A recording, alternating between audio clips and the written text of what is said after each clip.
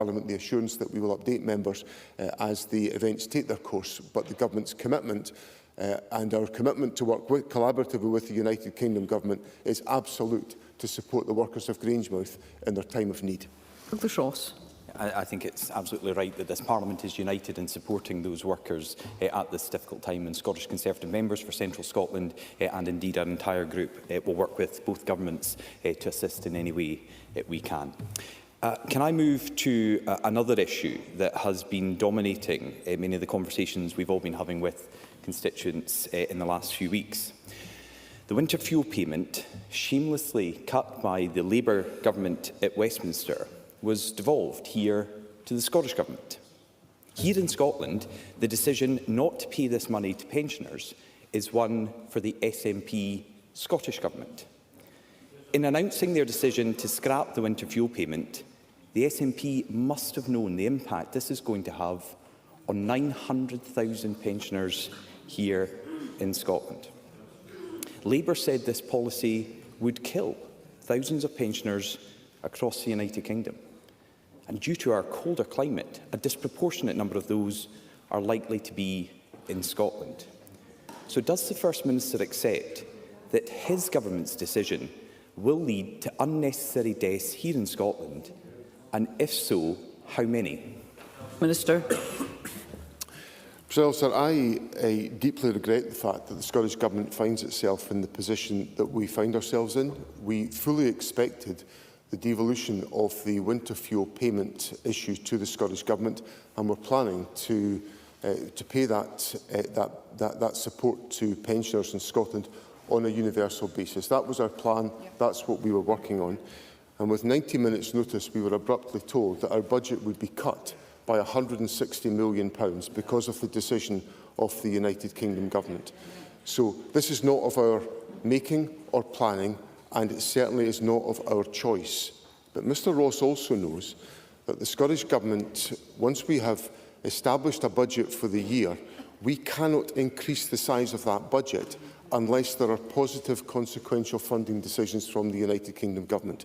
In this case, we have had a negative consequential financial decision which cuts our budget by £160 million. So I very much regret the fact that we will not be able to make these payments on a universal basis, but we have suffered a budget cut from the United Kingdom Government, and the Scottish Government is responding to that accordingly. Douglas Ross. It was a straightforward question, so I'll ask it again. Does John Swinney believe... Let's hear Mr Ross, thank you. Does John Swinney believe, as a result of the decision taken by SNP ministers here in Scotland, there will be unnecessary deaths, and if so, how many? He must know.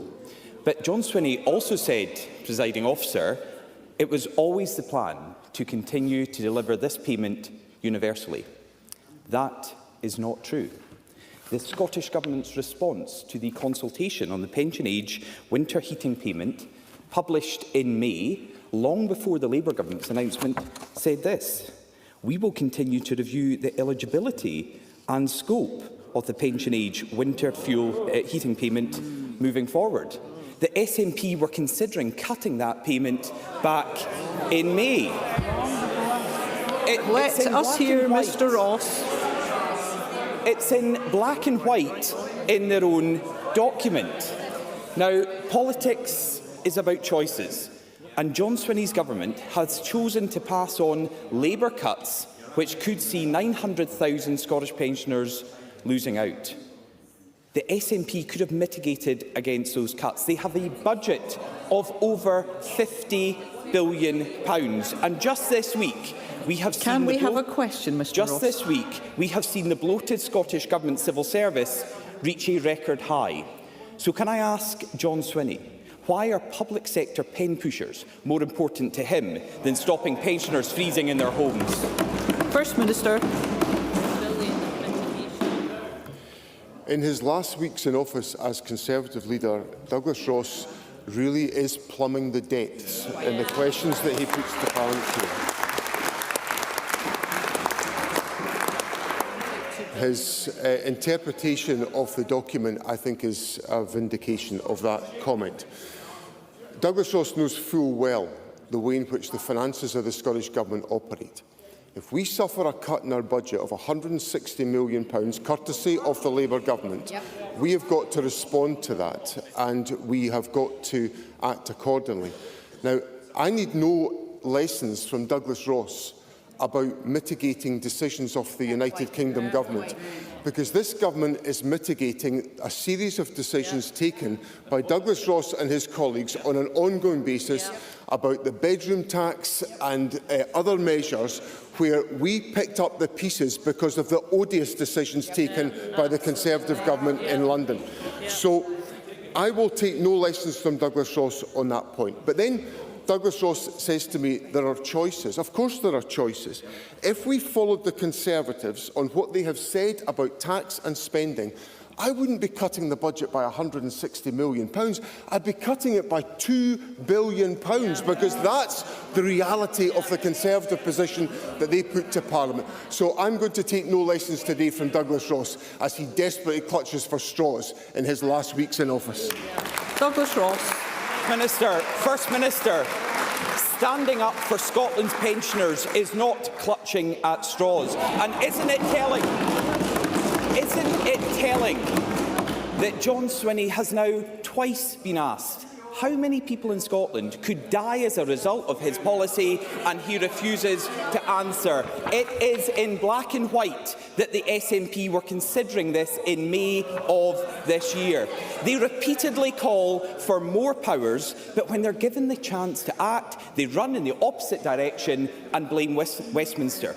Surely the point of devolution is to make different choices, especially when lives are at risk. I just find it very difficult to hear, as I'm sure others are too. Let's conduct ourselves in a courteous and respectful manner. Let's hear one another. Mr Ross. Thank you, Presiding Officer. I was saying surely the point of devolution is to make different choices, especially when lives are at risk. You can't oppose Labour cuts at Westminster and simply pass them on at Holyrood, all while pretending they are nothing you can do about it. Scotland is colder than the rest of the UK. Winter fuel payments must be an even greater priority here. The £160 million cost of these payments is just a fraction, 0.3% of the Scottish Government's £50 billion budget. Surely the SNP Government can find the money if it's important to them. So why is keeping pensioners warm this winter not a priority for John Swinney? First Minister. Douglas Ross raised the question, Presiding Officer, about the exercise of new powers. So when this government acquired new powers, we took decisions to, for example, ask people in higher earners to contribute more in taxation in Scotland. I think that was the right decision to make, because what that's enabled us to do is to fund the expansion of early learning and childcare, so that families across the country have got the best childcare offering in the whole of the United Kingdom. I'm very proud that our government has put that in place. It's enabled us to spend over £400 million on ensuring that we deliver the Scottish Child Payment, which is contributing to, amongst other measures, keeping 100,000 children out of poverty. Now, there's the exercise of choices that we have made as a government, and I'm very proud of them. But the difficulty we face on the issue about winter fuel payments is that within this hear the First Minister. Within this financial year, our budget is being cut, at the same time as we are affording pay increases for public sector workers, nurses. First Minister. I mean, quite frankly, members know that they are not conducting themselves in a courteous and respectful manner. Where there have been previous opportunities to put questions, I would ask members to focus and listen. First Minister. So, at the same time as we've got a budget cut of £160 million about winter fuel payments, we're affording over £800 million of additional costs to meet the costs of pay bills, so that teachers and nurses and other members of the public services who are delivering vital services in our country. Why are you still shouting at me, Mr Hoy? You've got to listen to the presiding officer. You've got to listen to the presiding officer and stop behaving badly. First Minister. I can assure the First Minister that I am wholly prepared to chair this meeting. I will not have any members shouting at one another. So let's start to conduct ourselves in an appropriate manner for this Parliament. First Minister. So, Presiding Officer, within the financial year that we face, where we have an acute cut to our budget of the winter fuel payments, this government has been left with no choice. But what I will say to Douglas Ross is that I will take absolutely no lesson from Douglas Ross, who supported every act of financial vandalism of the last Conservative government, every act of austerity which is leading to suffering amongst pensioners and families in our country, and the Conservatives have got no lessons to teach us. Question number 2, Jackie Baillie. Presiding Officer, this morning Petro Ineos have confirmed their decision to decommission the refinery at Grangemouth. For the workforce, their families, as well as the wider community, I know this will be a time of great anxiety. Since the refinery closure was first proposed, Labour have called for both of Scotland's governments to get round the table to find solutions. And that's why Keir Starmer raised the issue with the First Minister during his first visit to Scotland after the election. And that's why the clear message this morning is that the UK Labour government is ready to support the workforce and secure a viable long-term future for the site. Like me, I am sure the First Minister welcomes this assurance. Can I ask, will he join with me in committing to continue the work with the UK government in the interests of the Grangemouth community and Scotland's energy security? First Minister. I'm very happy to give that confirmation to Parliament today. That's been the spirit in which the Scottish Government has operated since the issues were raised by Petro Ineos some months ago. Certainly since the change of government in July, we've had sustained engagement. There was actually sustained engagement before that, but it's carried on under the new government. And as I explained in my first answer to Mr Ross, there is a series of measures that the United Kingdom Government and the Scottish Government have announced this morning, which are designed to address the immediate issues. But I do give Jackie Baillie the assurance that the Scottish Government will concentrate and focus on meeting the needs of the workforce at what I acknowledge will be an extremely worrying time for them. Jackie Baillie. I very much welcome that commitment from the First Minister. The plan announced today delivers a £100 million fund to drive growth in Grangemouth and support the workforce, investment in new energy projects and a new technology centre to support the use of low-carbon technologies, career and skills support for the existing workforce, and an employment hub to support emerging energy sectors and exploring new potential opportunities for Labour's National Wealth Fund in clean technologies like hydrogen and clean aviation fuel. All of this has been pulled together in the first 9 weeks of a UK Labour government, and it gives the hope of a strong industrial energy future at Grangemouth. I welcome the joint investment by both governments. Does the First Minister agree that this shows how the people of Scotland benefit from the Labour government's approach to cooperation rather than conflict? Minister. I think on a matter of fact, actually, and I have to be fair on this question, there was a lot of dialogue with the previous Conservative government on this issue. But so I think to be absolutely fair, this issue has been taken seriously by the United Kingdom government of whatever colour, and it's certainly been taken deadly seriously by the Scottish Government. The Project Willow study, which is a really important part of research about viable alternatives for development of the site, predates the existing government. So but I'm glad that that's been supported as a consequence of the announcements today. I agree very much about the basis of cooperation. It's no secret that the Scottish Government would like the United Kingdom Government to move faster on the authorising of the Acorn carbon capture and storage project. It has been a subject of deep concern to me that promises that were made to me directly by ministers in the last United Kingdom Government have not been fulfilled about the authorisation of that scheme. And I feel deeply let down by the fact that that has not happened. And promises were given and they have not been fulfilled.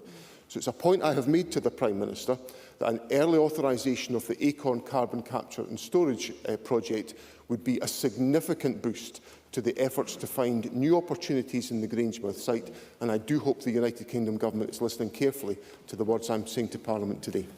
Thank you, Baillie.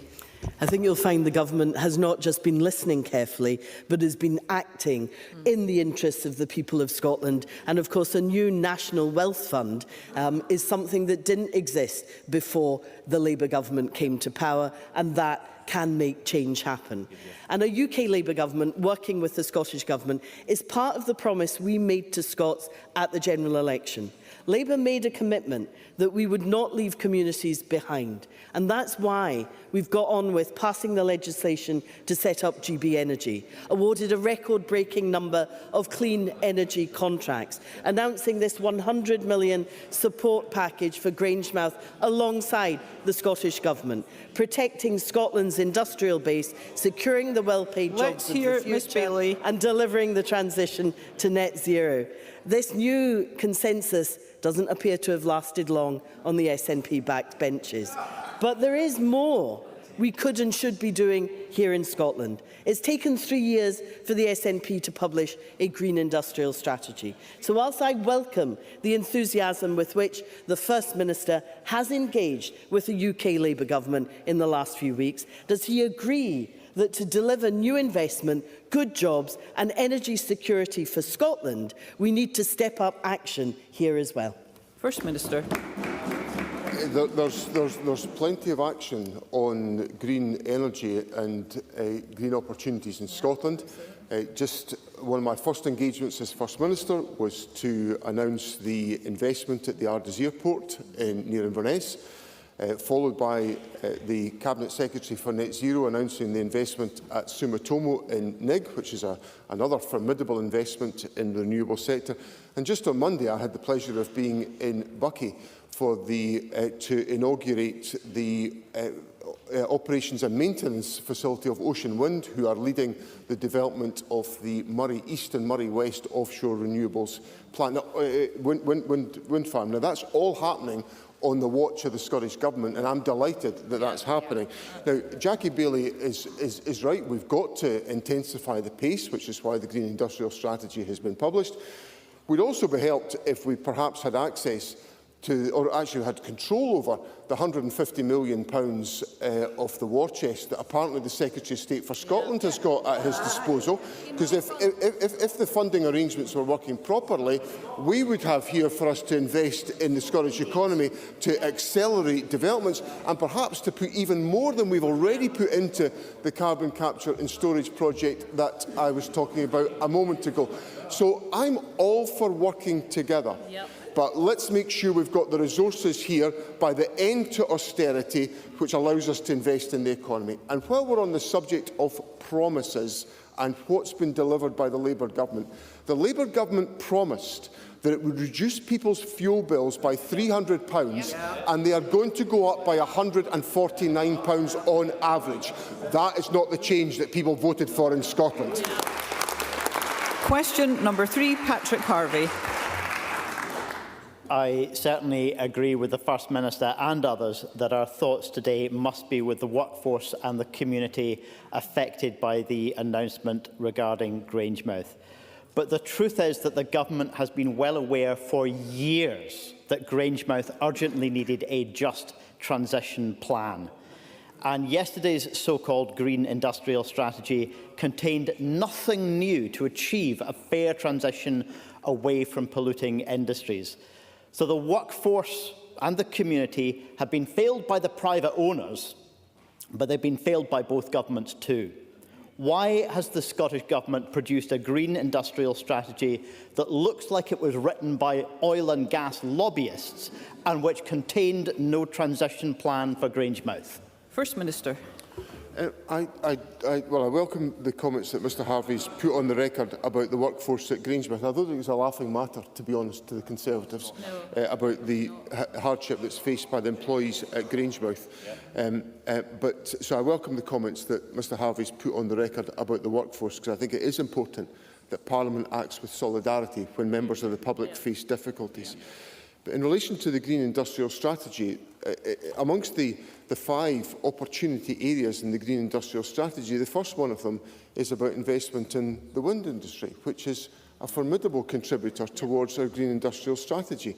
I know that Mr Harvie takes a different view to the government on carbon capture and storage, but it's an important element of our green industrial strategy, as are the development of financial products that will enable investment in the self-same renewable energy industries that I've talked about, or the development of hydrogen possibilities, which have got enormous significance with the export potential that can arise out of the investment we're making in offshore wind. So I hope some of that detail gives Mr Harvie confidence that the Green Industrial Strategy is meeting the needs of both the workforce at Grangemouth, but also applies across the Scottish economy in providing new opportunities for transition.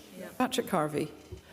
Look, the news about Grangemouth this week makes it all the more important that the government is truly honest about its climate action. But they didn't even want to tell Parliament about their legally required plan to make up for their missed targets. They slipped it out on Friday with no debate, no statement to Parliament, not even a press release on that legally required report.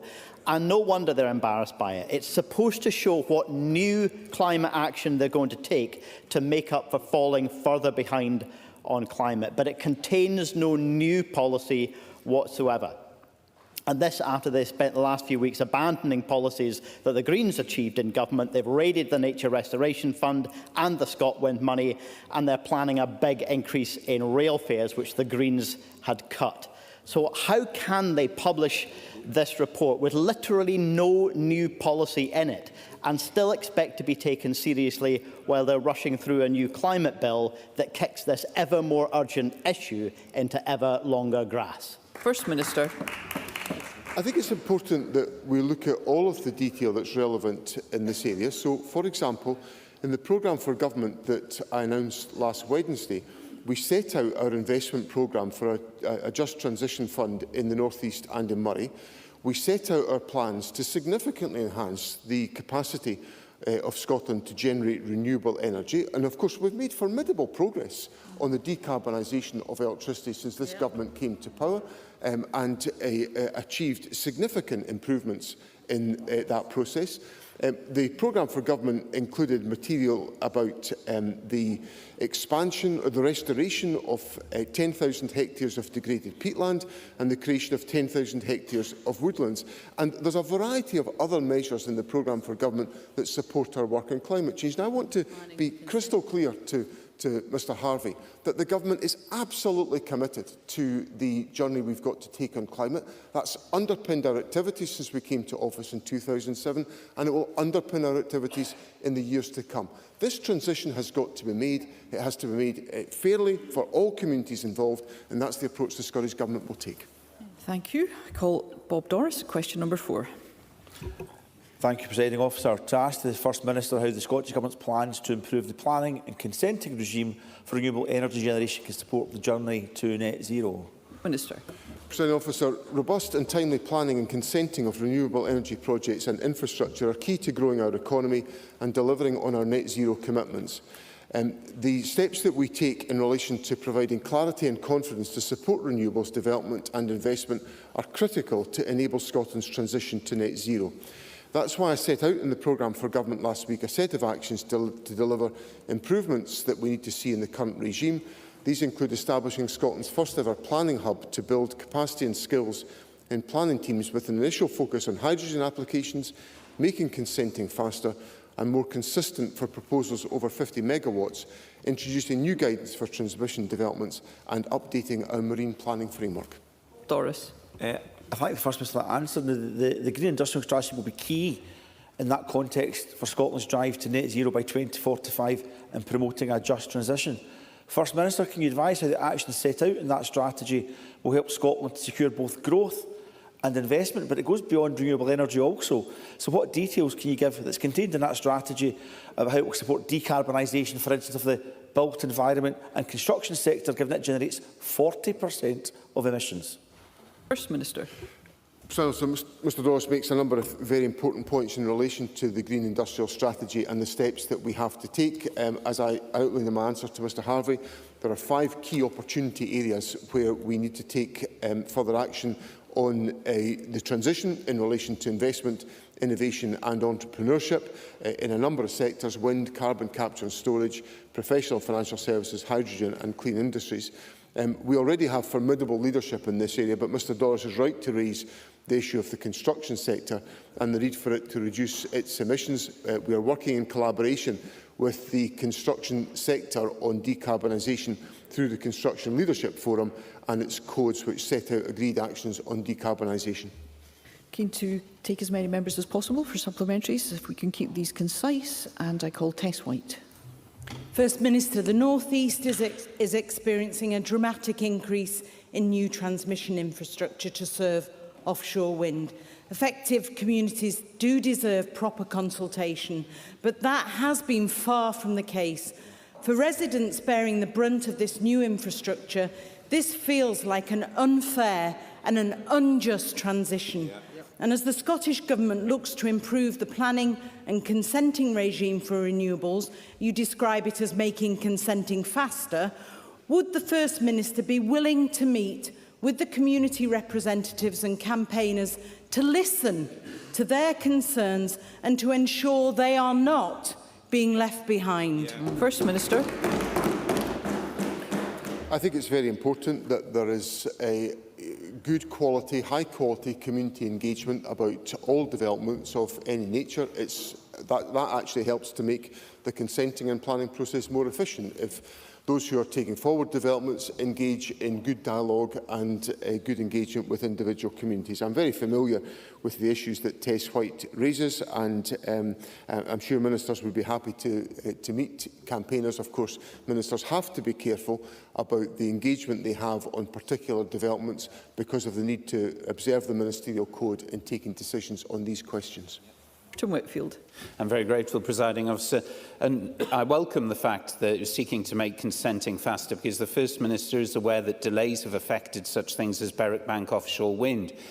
So in his role as First Minister, could he facilitate a meeting regarding the Eskdale Muir seismic array in Dumfries and Galloway, which is causing problems with regards to community wind power's development there? First Minister. On individual applications, I think I will generally just take the view that I will not say anything in Parliament, because that keeps me on the right side of the ministerial code. I'm not sure the status of the application that Mr Whitfield raises with me, but I will take that away and consider whether it's appropriate for ministers to engage, because I don't know the stage of that application, and it would be careless for me to say otherwise. Beatrice Wishart. Thank you, Presiding Officer. Shetland's the windiest part of the country, so for obvious reasons it attracts both onshore and offshore wind developments.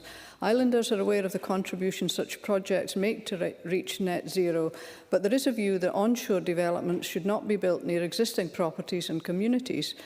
Does the First Minister recognise the concerns about the proximity of wind turbines to homes and the impact of turbine noise and shadow flicker? And what can the Scottish Government do in terms of planning and consent to ensure a specified minimum distance between properties and future onshore wind developments? First Minister. I understand the significance of the issues that Beatrice Wishart puts to me, and my view would be that the issues that she raises should be properly and fully considered in any planning process. I am very happy to consider whether there are enhancements to the process that need to be undertaken to provide the reassurance that she seeks.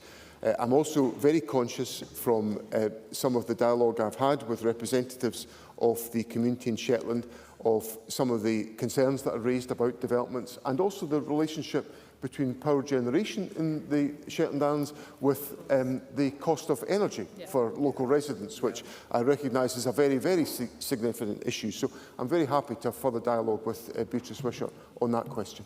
Question number 5, Rachel Hamilton. Thank you, Presiding Officer. To ask the First Minister what the Scottish Government's response is to recent reports regarding Police Scotland's policy on self-identification for individuals charged with or convicted of serious sexual assaults.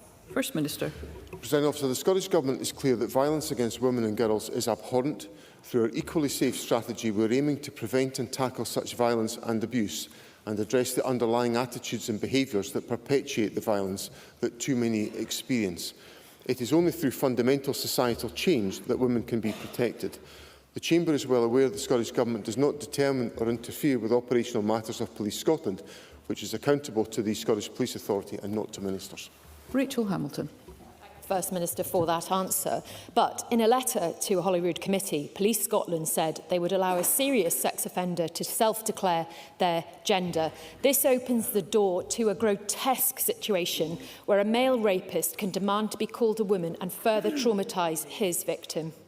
Echoing language of the SNP, Police Scotland said that, I quote, "This was consistent with their values and promotes a strong sense of belonging." This is an insult to the victims of rape and serious assault. The only strong sense this should inspire is disgust. Does the First Minister agree with me and women across Scotland that male rapists shouldn't get their own way? Or is he content to let another Isla Bryson situation happen? First Minister. Let me be absolutely crystal clear with Parliament.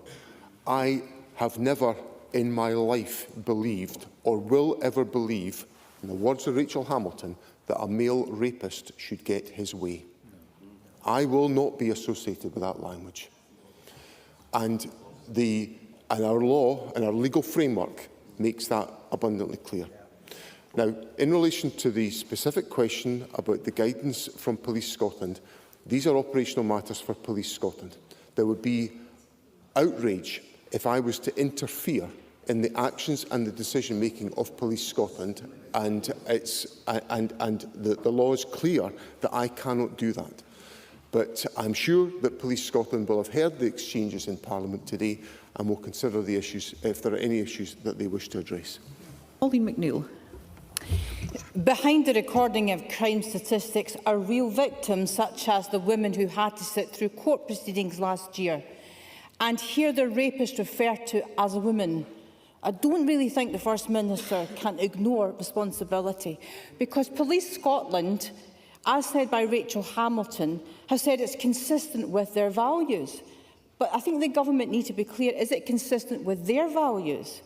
And if a message is to go from the First Minister today, does it not make a mockery of the government's violence against women strategy if violent male offenders can present as women and this could be accepted by the police? It's that critical. First Minister. The government's strategy in relation to the tackling of violence against women is absolutely crystal clear, that there is no place for violence against women in our society. Absolutely crystal clear.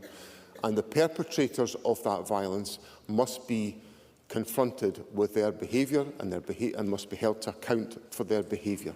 That is the foundation of our legal system. Now, Pauline McNeill is a very experienced commentator and parliamentarian on issues in relation to justice policy. She knows that I cannot interfere in the operational business of Police Scotland. Indeed, the law prevents me from doing so. But the issues have been aired here in Parliament today, and Police Scotland will have the opportunity to consider them. Ash Regan. Thank you, Presiding Officer. Just to further underline this issue that we're discussing, stories have actually been running in the media this year discussing the increase in women committing sex crimes, when the reality, of course, is that these crimes are committed by men and they are being recorded as women's crimes. This is offensive to women, and it is grossly disrespectful to the victims of these crimes. So why are Scottish institutions still acting as if self-ID is the law when it is not? Institutions, however, do have legal obligations through the public sector equality duty to record sex accurately. Will the First Minister show leadership and address this horrible situation urgently? First Minister. Presiding Officer, in the last published year of data for which data is available, 21-22, all convictions of rape or attempted rape were perpetrated by males. That's a statement of fact in relation to the most recent data that's available. I acknowledge the concerns that are being expressed in Parliament today, but I come back to the fundamental point that the recording of information on those committing crime is an operational matter for Police Scotland. They must be accountable for the decisions that they take, and it is not for the First Minister to interfere or specify in operational matters of Police Scotland. Question number 6, Carol Mockin. Thank you, Presiding Officer. To ask the First Minister what action the Scottish Government is taking in response to reported rise in hospice care costs, including to ensure that employees in that sector have pay parity with NHS staff. First Minister. Presiding Officer, independent hospices are highly valued and provide vital support to people and their families, as well as supporting other local health and social care services and teams delivering palliative care. I understand the pressures that hospices are currently facing, and the Scottish Government strives to support independent hospices where possible. There has been engagement and dialogue with the hospice sector, and the Minister for Public Health and Women's Health is meeting with Hospice UK and the Chair of the Scottish Hospice Leadership Group next week to discuss support options in more detail. Carol Mockin. Thank you. I thank the First Minister for that answer. Given hospice care is so valued, does the First Minister recognise urgent action is needed? The sector is under serious financial constraints and threats of closure. The Government must ensure the hospice workforce do not conclude that they are undervalued and leave the sector. Hospices simply cannot take that impact. So I ask, what action will the First Minister take today, right now, to reassure hospices and their workforce? First Minister. First of all, let me make it clear that I deeply value, and the Government deeply values, the work of the hospice sector, and I understand the financial challenges that are faced because of the wider pay deals that are being put in place or being consulted upon in relation to Agenda for Change, which creates difficulties for the hospice sector. There is ministerial engagement to address these questions, and that will be taken forward as a consequence of the discussions and the points that have been raised by Carol Mockin today. Miles Briggs. Thank you, Presiding Officer. In 2012, ministers put in place a Chief Executive letter for hospices across Scotland. That resulted in a very welcome situation which saw funding mutually agreed between the Government and the hospices of around 50% calculation of agreed costs. That has collapsed since this letter has now not been taken, and the integration of health and social care to around 25 to 28% of funding for hospices across Scotland. We need to see that change, First Minister. So can I ask, what future models of funding are the Scottish Government going to look at to ensure that we have a built-in mechanism to take into account these pay costs and additional costs faced by the whole hospice sector? First Minister. Miles Briggs is correct that the arrangements that were previously in place were superseded by the introduction of the Public Bodies Joint Working Scotland Act 2014. Now, as a consequence of that Act, it became the responsibility of integrated joint boards to plan and resource adult palliative care services for their area, including hospice services based on local needs. And that's the route by which these funding arrangements are resolved. We will continue to engage on these questions to determine what is the best approach to take to meet local needs, which of course will vary from different parts of the country. And the Ministers' meeting next week provides us the opportunity to reflect further on these questions. Thank you. We move to general and constituency supplementaries, and I call Michelle Thompson. Thank you, Presiding Officer. My thoughts are first and foremost with the workers at the refinery in Grangemouth, for whom today's announcement will be a shock, if not a surprise. I'm also very mindful of the community for whom a just transition will feel too far away. As a constituency MSP, I will be doing everything in my power to sustain the life of the refinery and to ensure it and the important chemical cluster around it can be supported. Can I note that the £100 million quoted by the UK Government and Labour Party includes £80 million already agreed as part of the growth deal for the wider Falkirk district, that this included £50 million from the Scottish Government, and that these funds will not be solely focused on Grangemouth? However, I can today make the Chamber aware that I've been working with a third party who hopes to purchase the refinery in its entirety. The matter, of course, is commercially sensitive and confidential, but will the First Minister meet with me so that I can share what information I can with the permission of the potential buyer? First Minister. I'm very happy to do so. This is a very unnerving time for the workforce, and it's important that we all act in a way to make sure that there are good and positive opportunities for members of staff as they face such an anxious time. So I'm very happy to explore all possibilities, but I reiterate what I've put on the record already today, that the Scottish Government stands to support the workforce at Grangemouth to find the best way forward in these difficult circumstances. Brian Whittle. Thank you, Presiding Officer. The First Minister will be aware that the Commonwealth Games will no longer be taking place in Australia in 2026. However, Australia have offered this £100 million to underwrite if it's taken to Scotland. There's a further £50 million available from ticket sales and sponsorship. And there is a guarantee from the Commonwealth Council that the Commonwealth Games will be fully funded without the need for any Scottish Government intervention. Does the First Minister agree with me that the opportunity to bring the Games back to Scotland would be a fantastic event to promote Scotland to the world and to highlight sporting excellence to the Scottish public? First Minister. I think we all have very fond memories of the Commonwealth Games in 2014, which were a marvellous spectacle. But I think it is important that everybody who is considering and discussing this issue is aware that the proposal that has been brought forward would not be a replication of the Commonwealth Games of 2014. It would be a significantly reduced proposition compared to 2014.